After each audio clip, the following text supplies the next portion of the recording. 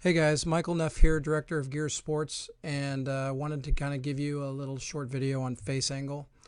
Um, Here is, in order to do that, I've picked Len Matisse and Jonas Blixt as kind of examples of two guys that kind of manipulate the face very differently. In gears, when you make the golf club, um, you put the head jig on the face, and where you put that becomes the face center at that point. And we also allow you to input how much bulge and roll the golf club has. So with an iron, this would be flat. The face angle would be the same at touch anywhere as it would be at the center. But with a driver, a fairway wood, or a hybrid, you're going to have bulge and roll. And so what that means basically is that wherever you touch the ball versus the center is going to be different, even though we're only 3 millimeters towards the heel here.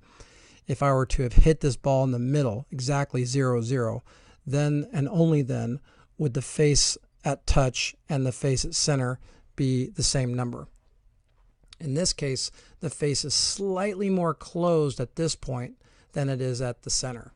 So if Len Matisse would have hit this ball 3 millimeters closer to the center, then the face would actually be a little bit more open, and it would be the same amount open as if you were to hit it right there in the middle.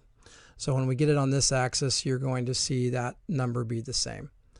And but this is really a critical piece. So a lot of people think that the leading edge is the face angle, but that's not true. It's actually the face center is what we're after here.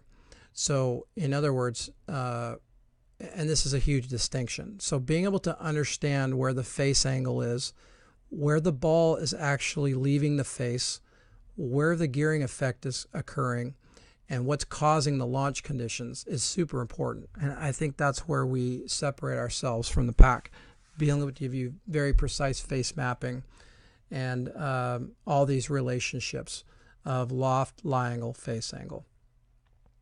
So in the visual tools here, you'll see that there's a face angle line, and then I'm putting up a target line so you can kind of see that, and then club head vectors. So I'm going to basically go from above, and we'll pick Jonas here. This is Jonas here. So this is your D plane.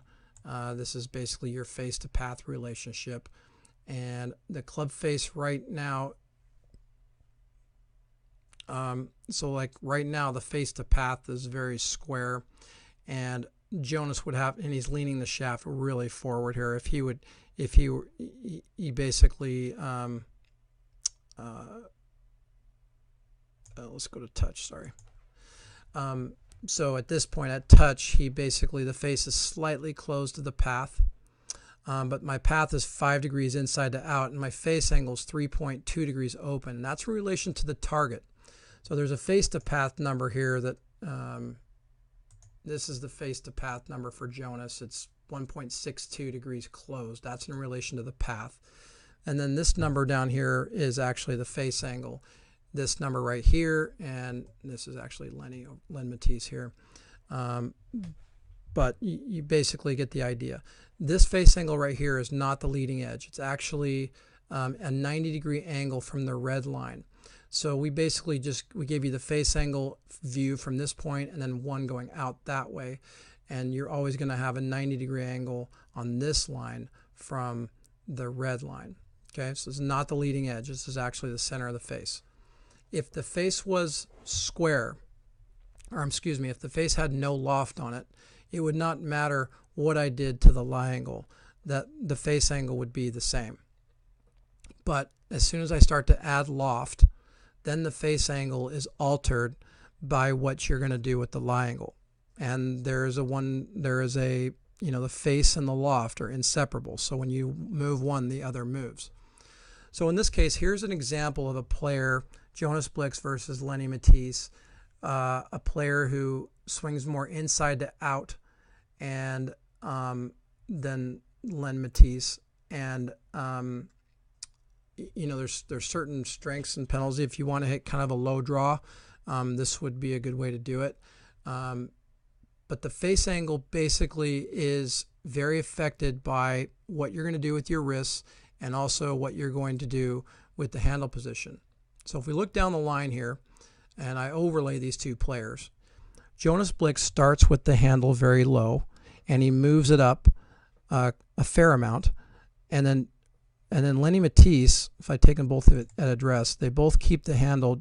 Jonas is a little bit shorter, and the handle is slightly lower, and he stands farther away from it, and he tees it higher.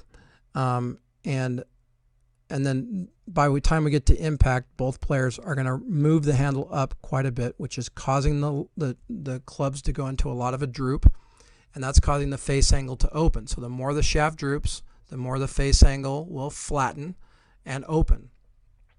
Even with that said, Jonas Blixt, even with all that handle raise that Jonas did, again, here's Jonas at start, and here's Jonas at impact.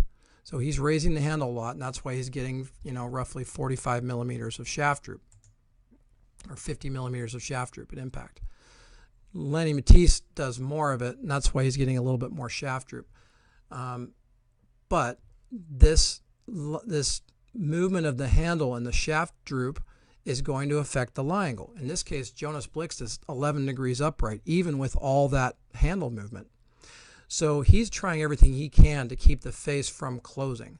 And he's got this really kind of low handle. The shaft gets underneath his right arm. The club comes in really low delivery, okay, with a lot of wrist flexion, okay. So he's going to be kind of dragging the handle, so to speak. And you'll see here that this is how he squares the face up. So again, that Lenny Matisse is squaring the face up by raising the handle. Jonas Blixt is opening the face by leaning the shaft forward and raising the handle. So there's two tour players that are manipulating the club face very differently. And Jonas Blixt is playing with a 63-degree driver. Lenny's at 62-degree driver. And Jonas has more loft, has 10 degrees of loft.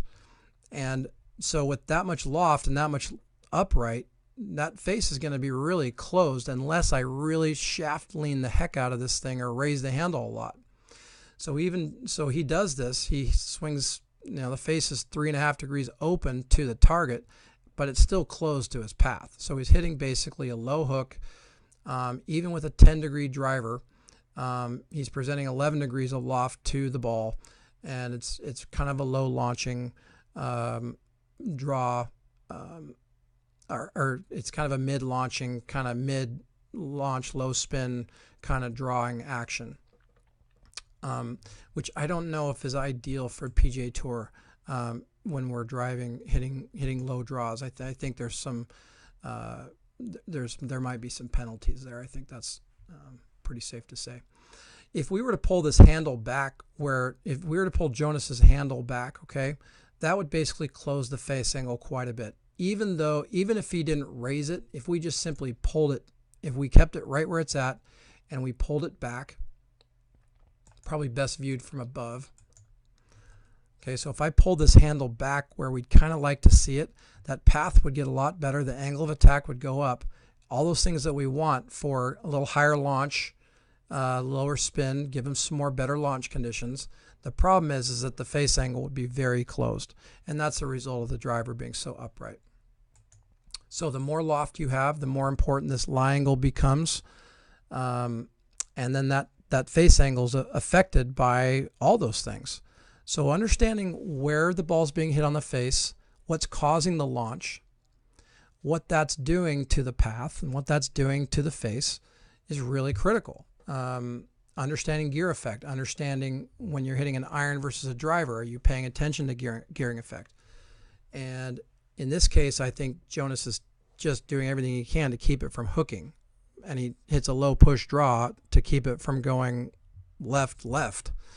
And the challenge with that, sometimes if you hang on to it with these numbers, we're going to see if he leans the shaft a little forward or raises the handle or comes out of one, we can see push fade pretty easily. So we can see a push fade and kind of a low draw, push draw or overdraw pretty easily with these numbers with the handle forward.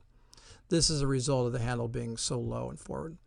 So even though I think Jonas's teacher is fighting this golf club probably more than he's fighting Jonas, he probably wants the handle to come back. He probably wants to launch it higher. He probably wants to hit it straighter. But with a 63-degree driver and his hand path, he's simply doing everything he can to hit the middle of the fairway. So anyways, that's kind of if you kind of overlay, this is kind of how different players manipulate the club face.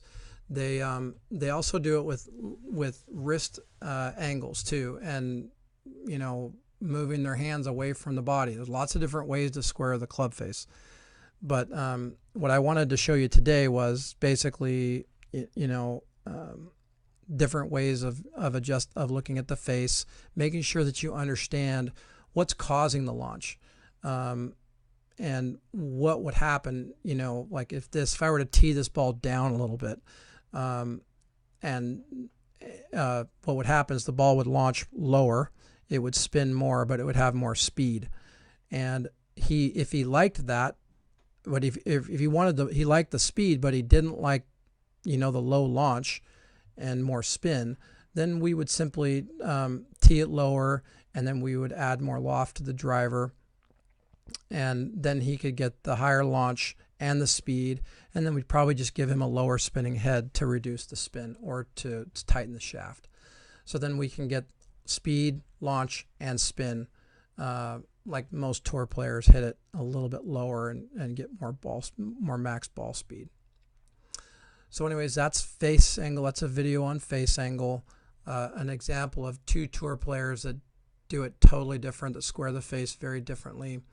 And these are the factors that you have to consider when you're watching ball flight. If you have any questions or comments, please send them off. I hope you enjoyed the video. Next one is going to be on shaft.